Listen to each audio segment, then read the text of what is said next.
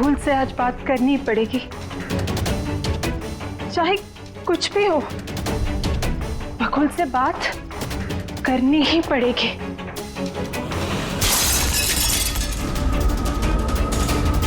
घर में तो कोई नहीं है, ये आवाज कैसे?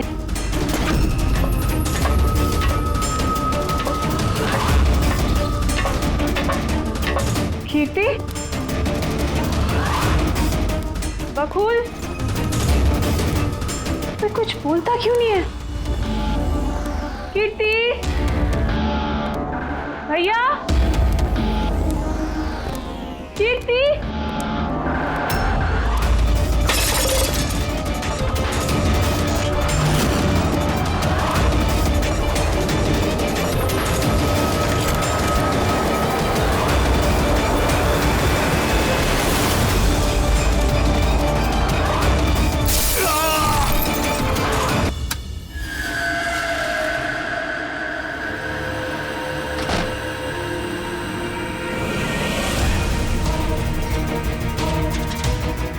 भैया का सूटकेस?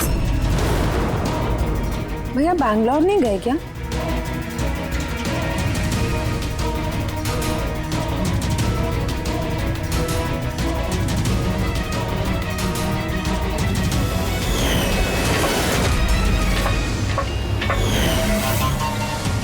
भाभी भी वापस आ गई।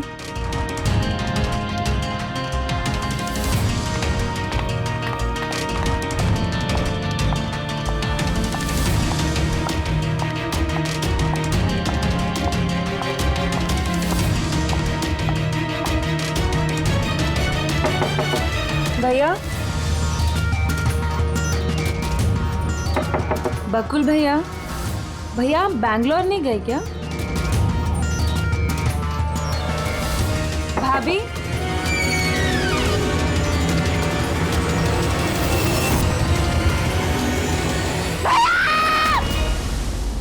देखो कीर्ति, ये खून का मामला, एक बार फिर से सोच लो, क्या तुमने जो कुछ भी कहा वो सच है?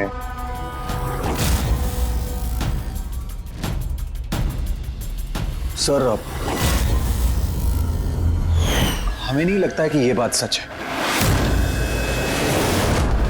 आपके लगने या ना लगने से कोई फर्क नहीं पड़ता। जब आपसे कुछ पूछा जाएगा तभी बोलना।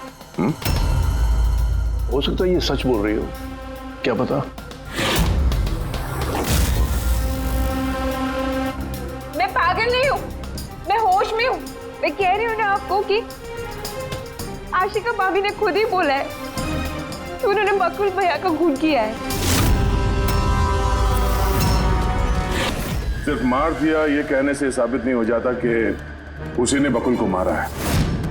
ये भी हो सकता है कि वो कुछ और बोलना चाहती है। हाँ?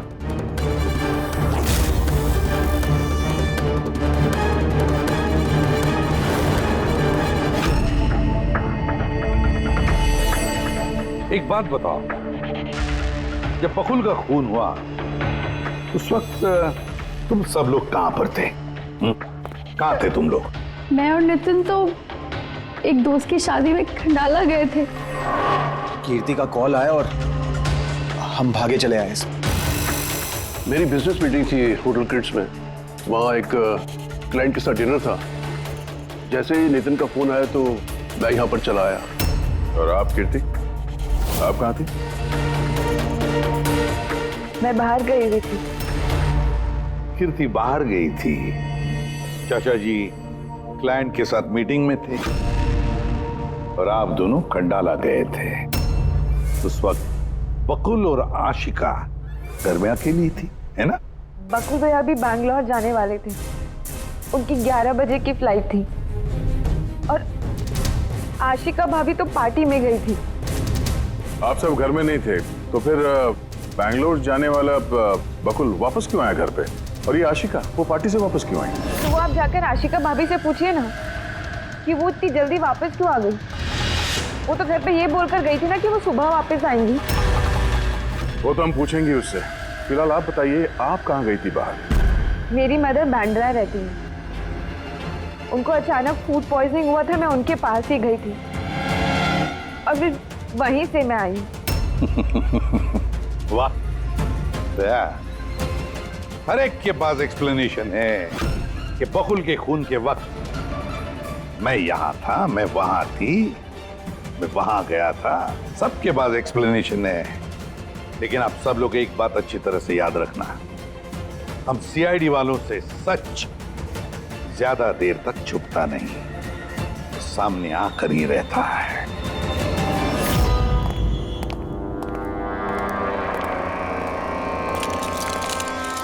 हाँ जी, कांच के टुकड़े घुसे हुए थे। सर लुमिनॉल टेस्ट भी किया सर, यहाँ पे जो खून है इसके अलावा कहीं भी खून नहीं है। एक काम करो, घर की अच्छी तरह से तलाशी लो, देखो कोई ना कोई सबूत जरूर मिलेगा, है ना?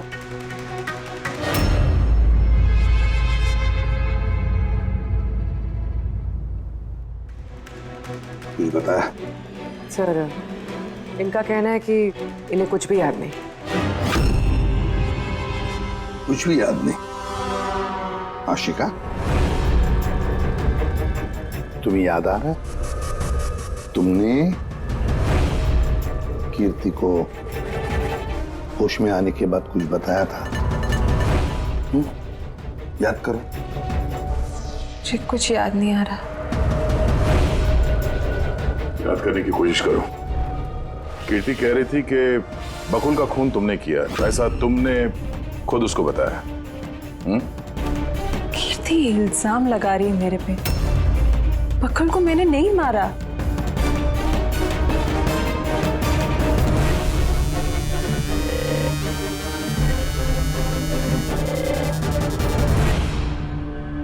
सर, कहीं ये याददाश्त जाने की एक्टिंग तो नहीं कर रही है? हो सकता है, क्योंकि बकुल यहाँ कमरे में खून से लथपथ पड़ा है और इसके सर पे थोड़ा सा निशान है, बस। बेहोश हुई कैसे? वही तो, इससे सच उगलवाना पड़ेगा। कैसे उगलवाएंगे सर?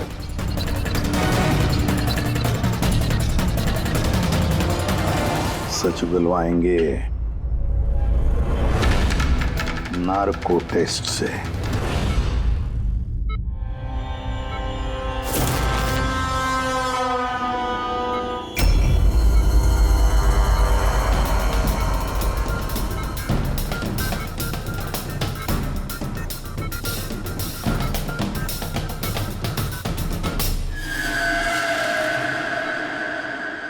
18 अप्रैल की रात को जब आप पार्टी से घर लौटी तो क्या हुआ था? मैं घर में घुसी, बकुल चिल्ला रहा है। फिर क्या हुआ? फिर मैं रूम में गई देखने के लिए। क्या देखा आपने? मैंने देखा कि जैसे ही मैं अंदर गई तो मैंने देखा बकुल वहाँ पे है, उसके पीठ से खून निकल रहा था। मैंने वहीं पर एक लड़की की लाश पड़ी हुई थी। मुझे गुस्सा आया और मैंने वहाँ पड़ा एक कांच को उठाया।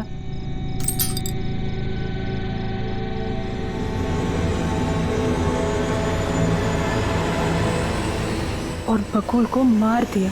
तभी मुझे मेरी गर्दन पे प्रेशर महसूस हुआ। मैं बेहोश होने लगी। बेहोश होने से पहले मैंने दरवाजे पे एक फिगर को देखा जिसने ऑरेंज फ्लोरेसेंट जैकेट पहन रखी थी। आदमी था या औरत थी? आदमी। ओके, फिर क्या किया उसने? वो मेरे पास आ रहा है, शायद मुझे मारना चाहता है। अच्छा आशिका, तुमने वहाँ किसी औरत की लाश को देखा था? हाँ, देखा था। औरत की लाश? वहां पर तो हमें किसी औरत की लाश नहीं मिली। हम तो बकुल के मर्डर की जांच कर रहे हैं। अभी एक नया केस कहां से आ गया? कौन सी औरत की लाश है? कौन थी वो औरत? मुझे याद नहीं, सब धुंधला दिख रहा है। कि कहीं ये हमें गुमराह तो नहीं कर रही? समझ में नहीं आ रहा है ये किस औरत की बात कर रही है, किस औरत की लाश की बात? आशिका, तुमने बकुल को क्यों मारा? क्यों मारा बकुल को? ठीक ही हुआ कि वो मर गया। वैसे ही जिंदा रहता तो मैं सड़कों पे धक्के खाती। क्यों? सड़कों पे धक्के क्यों खाते? बदचलन साबित करना चाहता था, तलाक चाहता था मेरे से। अच्छा, वो मरी हुई औरत वो कौन थी? मैंने आपको कहा ना, मुझे याद नहीं वो कौन थी। देखो आशिका, हमें वहां पर किसी भी औरत की लाश नहीं मिली, तो फिर कहाँ गई होगी वो लाश? मुझे जब होश आया वो लाश वहां से जा चुकी थी। और वो फ्लोरेसेंट ऑरेंज कलर का जैकेट पहना हुआ आदमी? वो धुंधला धुंधला सा दिख रहा था, दरवाजे पे ही खड़ा था, शायद मेरे बेहोश होने का इंतजार कर रहा था।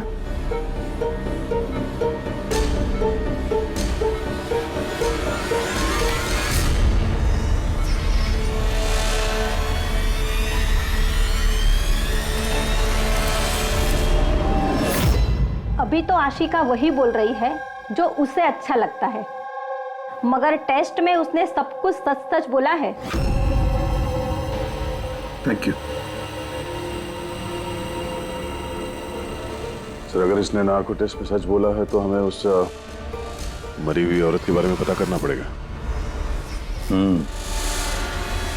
लगता है क्राइम सीन पर दोबारा जाना पड़ेगा। अच्छी तरह से फिर से चेक करते हैं, कोई ना कोई सबूत तो मिलेगा ही मिलेगा। सर ये मशीन कोई स्पेशल मशीन है?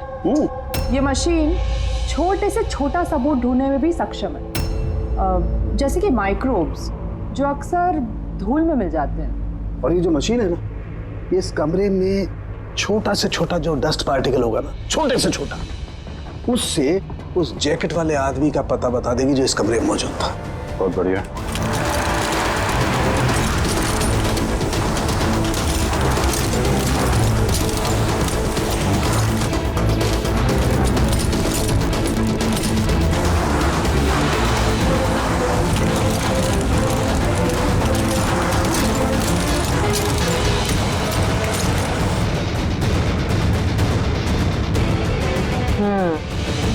ये देखिए, जो हमारी नजरों से बच गया वो इस मशीन ने ढूंढ निकाला।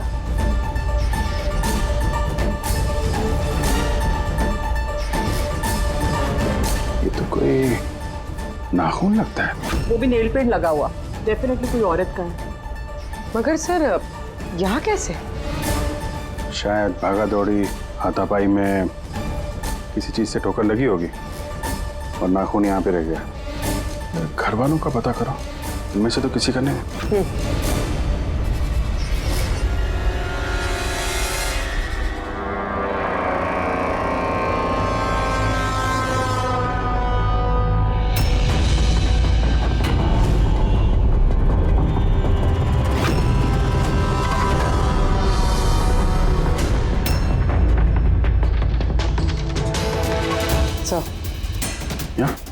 पर घर में तो किसी का भी नहीं है, शायद उस औरत का होगा जिसकी लाश आशिका ने देखी थी। लगता तो ऐसा ही है।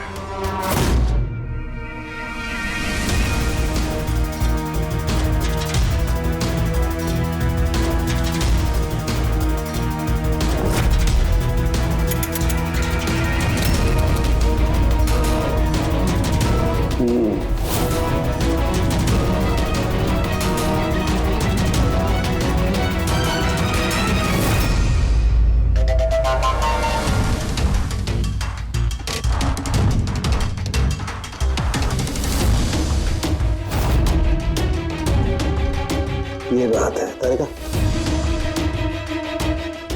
राइट। क्या पता चला इस नाखून का किसका है ये? सर, नाखून का डीएनए किसी भी फैमिली मेंबर से मैच नहीं हुआ। लेकिन एक बात पता चली बस, ये नाखून जिस किसी का भी है वो एक औरत है और उसकी उम्र 20 से 25 साल है। 20 से 25 साल की औरत। और एक बात, हाँ,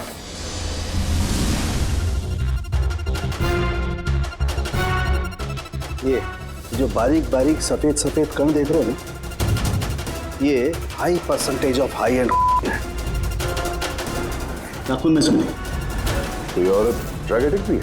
हाँ, घर परिवार की नहीं, बाहर की है। सर कोई बाहर वाली वहां पे आई है तो किसी कार, ऑटो, टैक्सी वगैरह ही किया होगा। हाँ, पता लगाना पड़ेगा रिक्शा वालों से, टैक्सी वालों से कि क्या उनमें से किसी ने उसे घर पर छोड़ा है क्या। सर वो आशिका बता रही थी कोई फ्लोरोसेंट ऑरेंज कलर की जैकेट पहने हुए आदमी था वहां पे। बेहोश होने से पहले मैंने दरवाजे पे एक फिगर को देखा जिसने ऑरेंज फ्लोरेसेंट जैकेट पहन रखी थी। वो कौन है, कहाँ से आया, कहाँ गायब हो गया, उसके बारे में ही पता लगाना पड़ेगा। और सर जितने ड्रग पेडलर्स हैं उनसे भी पता करना पड़ेगा कि कितनी औरतें ये हाई एंड लेती हैं। अभिजीत, एक काम करो, रिक्शा वालों से, टैक्सी वालों से पता लगाओ क्या किसी ने इस औरत को घर पर छोड़ा था क्या, और मिसिंग पर्सन रिपोर्ट भी चेक करो। बताया जाओ, शहर में जितने भी ड्रग पेडलर्स हैं ना, सबसे जाकर पूछताछ करो। देखो क्या वो किसी ऐसी औरत को जानते हैं जो हाई क्वालिटी इस्तेमाल करती है, और हम जाकर उन घर वालों से मिलते हैं, देखते हैं क्या कर रहे थे, कहाँ गए थे इस हादसे के वक्त।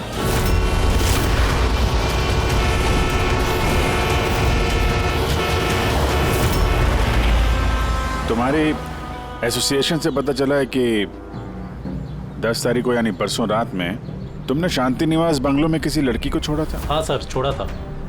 कितने बजे की बात है? सर लगभग 1 बजे की बात है, उसी बंगलों में। सर बहुत नशे में थी वो और बार बार अपने हस्बैंड को गाली दे रही थी। अच्छा जी सर।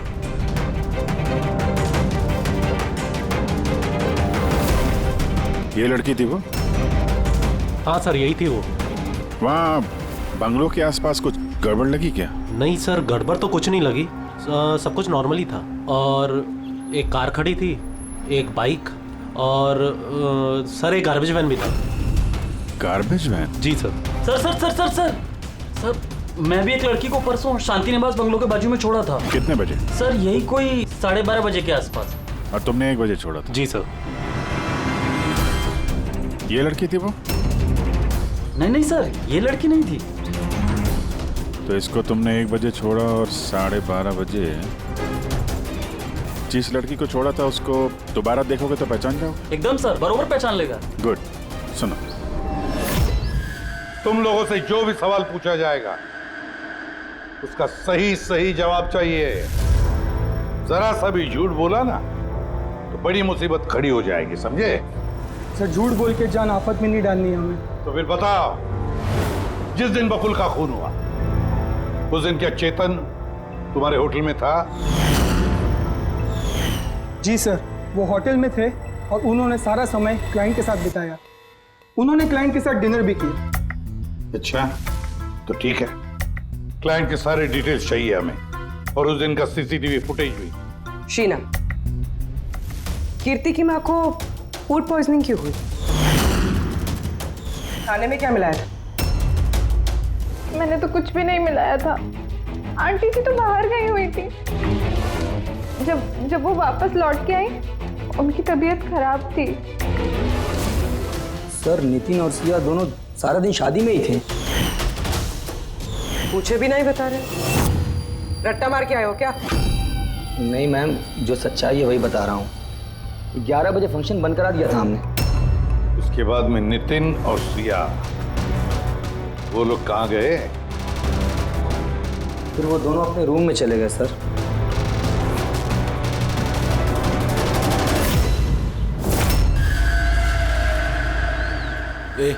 ये माल किधर मिलेगा?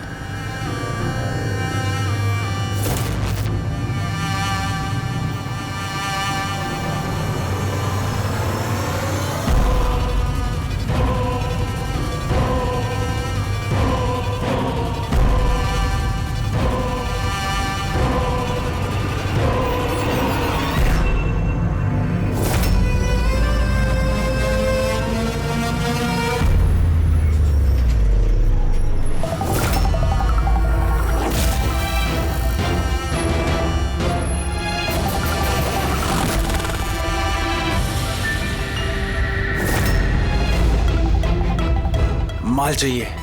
मिलेगा। कितना चाहिए? और पेमेंट कैसे करेगा? पेमेंट माल इस्तेमाल करने के बाद। माल इस्तेमाल करने के बाद भागने के बारे में ना सोचना भी मत। मेरे पास हर एक क्लाइंट की ना कुंडली है, कुंडली, और उस कुंडली में लिखा है कि मेरा क्लाइंट ओवरडोज से मरेगा, मगर तेरी कुंडली में लिखा है जेल जाना। उन सब औरतों के फोन नंबर चाहिए हमें जिन्हें तुम ट्राई करते हो। जल्दी लाओ।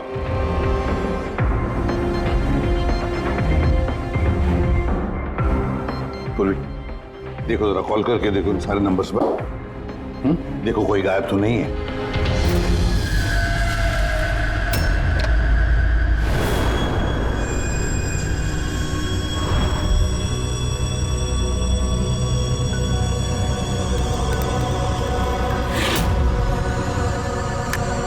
हेलो। हाँ जी, मैं सोनारिका से बात कर सकती हूँ? देखिए मैम, सोनारिका जो है 2 दिन से यहाँ काम पर नहीं आ रही है। क्या? और जिसकी वजह से हम लोग भी परेशान हैं। 2 दिन से? ठीक, thank you. Sir, sir diary में जो फोटोज थी उनमें से ये वाली लड़की गायब है। इसका नाम सोनारिका है और ये एक बार में काम करती है। 2 दिनों से गायब है। ये सोनारिका, ये तुम्हारी क्लाइंट है?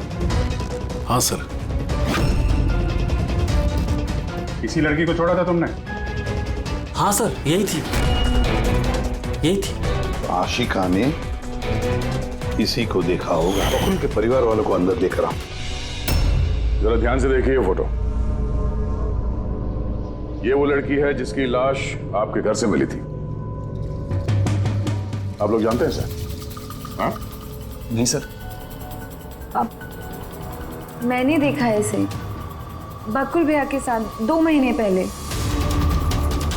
बकुल भैया के साथ 2 महीने पहले? कहां पर देखा था? एक होटल के बाहर, और भैया ने कहा कि ये उनकी क्लाइंट है। अच्छा, एक ड्रग एडिक्ट बार में काम करने वाली लड़की के साथ बकुल था और इनसे झूठ बोल रहा था कि क्लाइंट है। क्यों झूठ बोला उसने?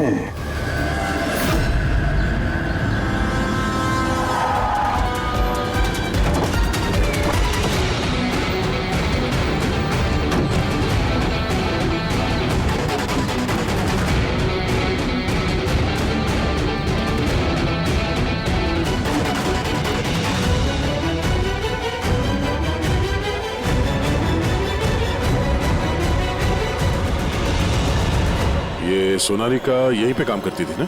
जी हाँ, यहीं काम करती है। आप लोग कौन? सीआईडी। सोनारिका का खून हो गया। क्या? इसीलिए वो 2 रात से यहाँ काम पर नहीं आ रही है। हाँ, मगर हमें उसकी लाश नहीं मिली है। और इसके साथ साथ ये बकुल नाम का आदमी है, इसका भी खून हुआ। हम ये जानना चाहते हैं कि सोनारिका का इस बकुल के साथ क्या संबंध है? संबंध के बारे में तो नहीं पता, लेकिन हाँ, ये आदमी कभी कभी हमारे बारे में सोनारिका को लेने आता था। फिलहाल आपको इसके बारे में ज्यादा जानकारी तेजी ही दे सकती है साहब। ये तेजी कौन है? सर, ये है तेजी। तेजी, सोनारिका तुम्हारी दोस्त थी। ये बताओ कि इस आदमी के साथ सोनारिका का क्या संबंध है? सर, सोनारिका का बकुल के साथ अफेयर चल रहा था। बकुल उसके सारे रईसों वाले खर्चे उठाता था, पर उसको हमेशा बकुल से कुछ ना कुछ शिकायतें रहती थी। कैसी शिकायत रहती थी? वो कहती थी कि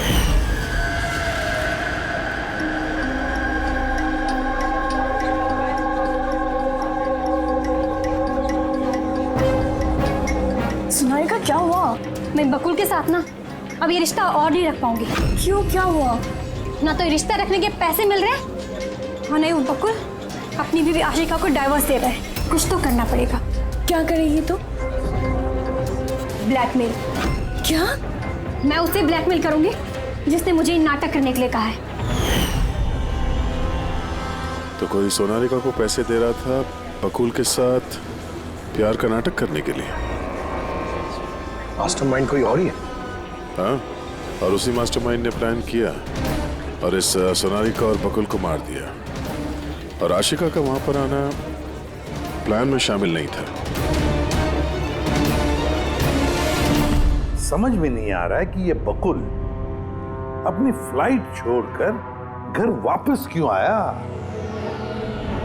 पर सर, अगर खूनी को बकुल की गर्लफ्रेंड को मारना ही था तो कहीं और भी मार सकता था। वहां घर पे क्यों क्यों किया? तो शायद खूनी को पहले से पता था कि बकुल के घर में कोई नहीं, इसीलिए उसने धोखे से सोनारिका को वहां पे बुलाया और उसी समय बकुल और आशिका वहां पे पहुंच गए होंगे। ये हो सकता है। तो सर, लाश को घर से बाहर कहाँ लेके गए होंगे और कैसे? क्योंकि बकुल के घर की सारी गाड़ियां तो पहले से बाहर थी। दया, खूनी अगर चाहता है तो क्या लाश के टुकड़े करके वो सूटकेस में भी ले जा सकता है, या फिर लाश के टुकड़े करके वो प्लास्टिक के थैलियों में भी डाल सकता है। कचरे की थैलियां हैं प्लास्टिक की। हाँ सर। एक कार खड़ी थी, एक बाइक, सर एक गार्बेज वैन भी था। क्या? रात के 1 बजे? रात के 1 बजे बंगले के बाहर एक कचरे की गाड़ी खड़ी थी। इसका मतलब है सर, ये खून प्लान था। ये खूनी गार्बेज वैन लेके आया था लाश को ठिकाने लगाने के लिए। और सर, ये फ्लोरेसेंट ऑरेंज कपड़े गार्बेज वैन वाले उसको पहनते हैं। सर, चेतन जिस कंपनी के बिजनेस डिनर पे गया था, ऐसी कोई कंपनी रजिस्टर्ड ही नहीं। मेरी बिजनेस मीटिंग थी होटल क्रिट्स में।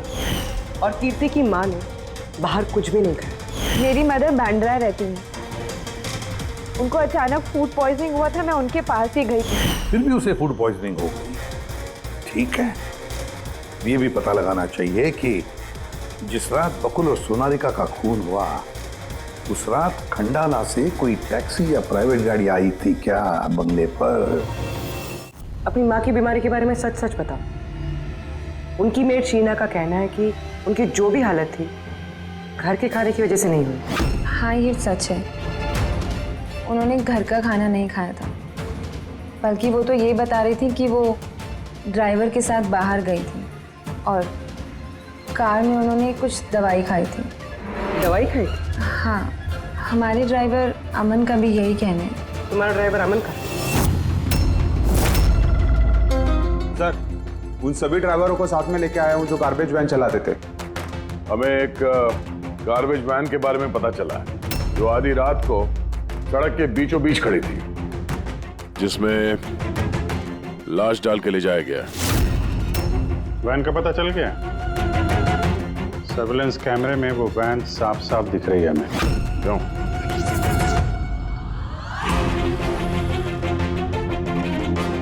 तुम हो ना उस वैन के ड्राइवर? नहीं सर, मुझे कुछ नहीं पता। मेरा भाई लेकर गया था सर उस वैन को। अब वो उसे कहाँ लेकर गया था और क्यों लेकर गया था, मुझे कुछ नहीं बताया सर उसने। फोन लगा उसका? जी सर।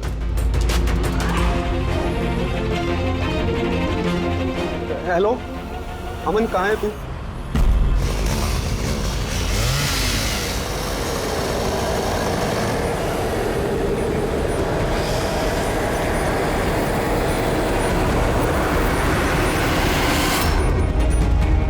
क्या भाई, कैसा है?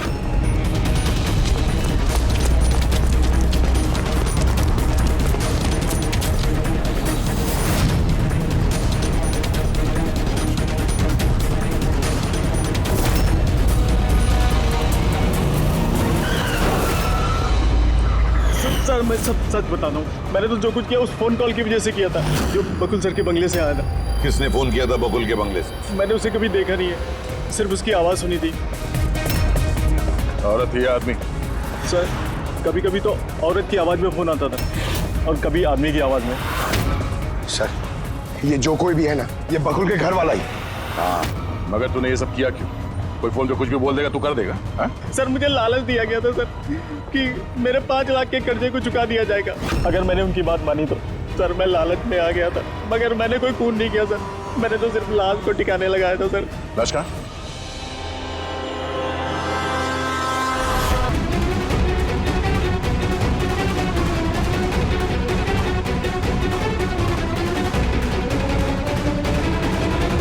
बॉस, गला घोटा गया है, शायद इसी से इसकी मौत हुई है। तो इसीलिए सोनारिका की खून का कोई भी निशान नहीं था क्राइम सीन पर। पैर के अंगूठे का नाखून भी उखड़ा हुआ है।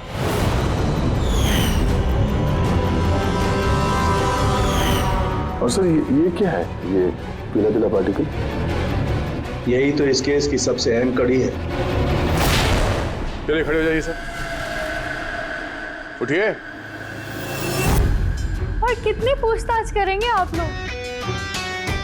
सब कुछ तो बता दिया हमने। इस बार कोई पूछताछ नहीं होगी, आप सभी का नार्को टेस्ट होगा।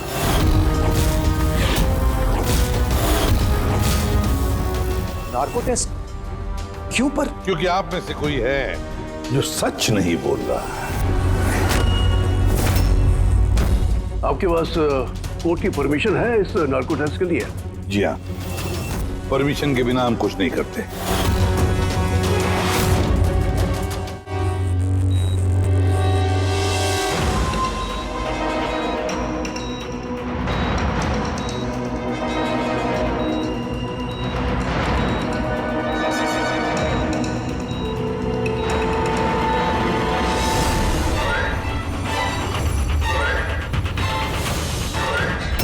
नींद आ रही है?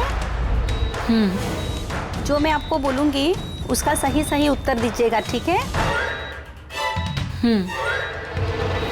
सोनारिका को जानती हो? हाँ। बकुल का अफेयर था सोनारिका के साथ, ये भी जानती है आप? हाँ, मुझे दोनों पे शक था। क्या आशिका ने सोनारिका का खून किया है? आशिका जानती नहीं थी सोनारिका को, तो खून कैसे करेगी? अभी आपको नींद आ रही है? हाँ। सोनारिका को जानते हो? नहीं। बकुल का अफेयर था सोनारिका से, ये जानते होंगे आप? नहीं।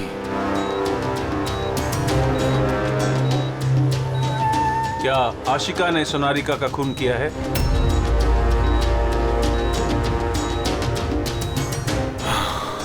आशिका सोनारिका को जानती थी। आशिका ने ही बकुल और सोनारिका का खून किया है। उसी ने यह खून की साजिश रची थी। आशिका की हरकतें कुछ दिनों से काफी अजीब थी। ये बात मैंने बकुल को बताई थी। क्या हुआ सर?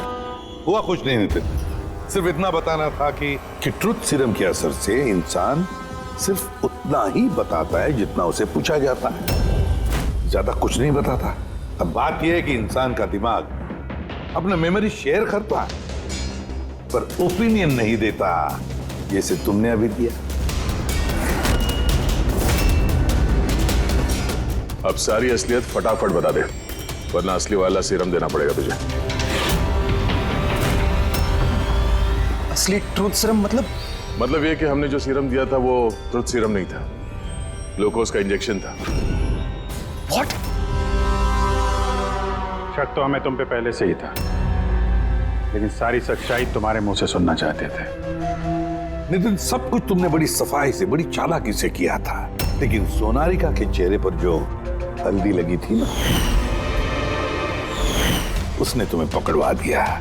वही हल्दी जो शादी के वक्त तुम्हारे हाथ में लगी थी। ये पीला पीला पार्टिकल दरअसल हल्दी है, और इस हल्दी में आटा और तेल भी मिला हुआ। आटा, तेल, हल्दी। चेहरे पे हल्दी नहीं है, सिर्फ यहाँ कदम के पास। कहाँ से आई होगी ये हल्दी? सर सिया बता रही थी कि वो लोग खंडाला गए थे शादी के लिए, और वहां पे हल्दी की रस्म में शामिल भी हुए थे वो लोग। बकुल 500 करोड़ का एम्पायर चला रहा था। वो एम्पायर जो मैंने सेटअप किया था, लेकिन वो मुझे ही उस एम्पायर से बेदखल करने की फिराक में था। तो फिर उससे बात करते थे, उससे समझाते थे। बात करने की कोशिश की थी सर, कई बार कोशिश की थी, लेकिन वो सुनता तब ना। भाई था वो मेरा, मैं नहीं मारना चाहता था उसे, लेकिन वो पूरा एम्पायर अपने नाम पे करवाना चाहता था। इसीलिए फिर मैंने भी एक प्लान बनाया। क्या प्लान बनाया? बकुल और आशिका के आए दिन झगड़े होते रहते थे। वो आशिका को छोड़ना चाहता था। मैंने सोनारिका को पैसों का लालच दिया और उससे कहा कि बकुल से झूठ मूठ का प्यार का नाटक करे और एक दिन आगे जाके उससे शादी भी करे। दरअसल मैं सोनालिका के जरिए अपना एम्पायर हासिल करना चाहता था। मगर उसे क्यों मान दिया? वो तो तुम्हारा साथ दे रही थी। शुरू में सर, लेकिन बाद में उसने मुझे ब्लैकमेल करना शुरू कर दिया। और इसलिए तुमने सोनालिका को धोखे से घर बुला लिया। हाँ सर, उस रात मैंने ऐसी सिचुएशन क्रिएट की जिससे कि सब लोग घर से बाहर रहे। मैं भी सिया के साथ खंडाला चला गया और जैसे ही सिया ने दवाई ली और सो गई, मैं फौरन टैक्सी पकड़कर यहां आ गया और अमन को बुला लिया। सोनालिका के घर पहुंचते ही, देखो सोनालिका, मेरी बात समझने की कोशिश करो। अगर बीच रास्ते में तुमने मेरा साथ छोड़ दिया तो मेरा पूरा प्लान चौपट हो जाएगा। हो जाए प्लान चौपट, मुझे कोई फर्क नहीं पड़ता। और वैसे भी मुझे उस बकुल में कोई इंटरेस्ट नहीं है, और ना ही मैं उससे प्यार करती हूँ और ना ही मैं उससे शादी करना चाहती हूँ।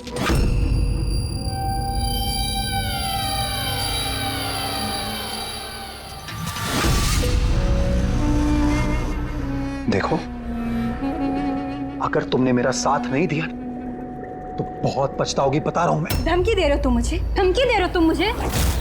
हाँ? ऐसा ही समझ लो।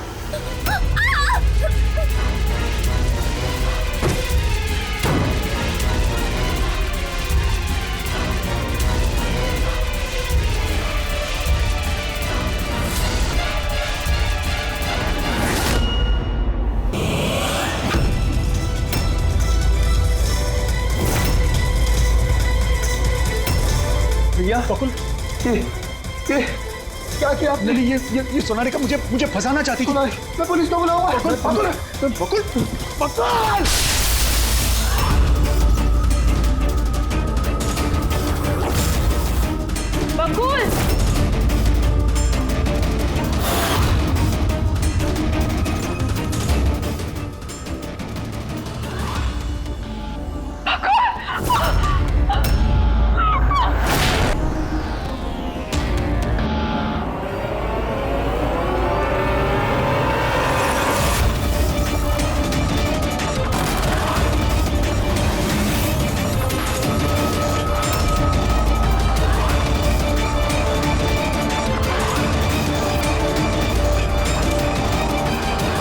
मैंने अमन को फोन पे पहले ही बता दिया था।